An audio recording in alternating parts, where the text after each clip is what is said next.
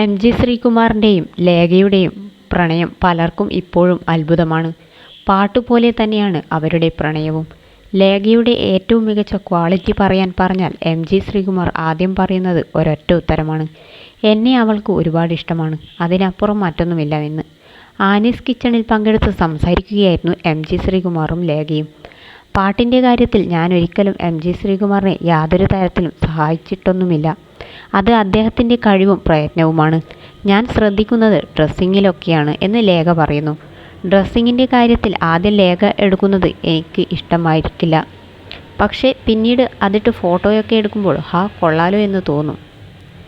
ലേഖയുടെ ഒരു പോസിറ്റീവ് പറയാൻ ആനി ആവശ്യപ്പെട്ടപ്പോൾ ലേഖയ്ക്ക് പോസിറ്റീവ് മാത്രമേ ഉള്ളൂ എന്നായിരുന്നു എം ജിയുടെ മറുപടി. നെഗറ്റീവ് എന്ന് പറഞ്ഞാൽ ആൾ ഒട്ടും ഡിപ്ലോമാറ്റിക് അല്ല എന്നതാണ്.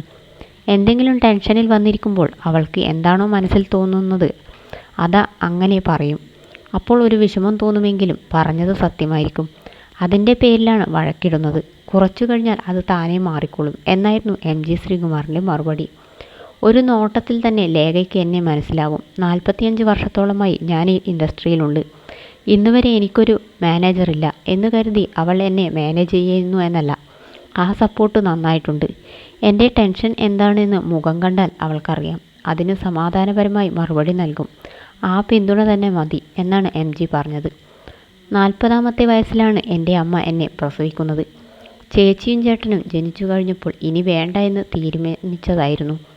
പക്ഷേ 39 വയസ്സ് കഴിഞ്ഞ് 40 തുടങ്ങിയപ്പോഴായിരുന്നു എൻ്റെ ജനനം. എങ്ങനെയോ ഭൂമിയിൽ വന്നു പോയതാണ്. ഒരുപക്ഷെ ഇവൾക്ക് വേണ്ടിയായിരിക്കും എന്നാണ് ലേഖയുടെ കൈപിടിച്ച് എം ജി പറയുന്നത്.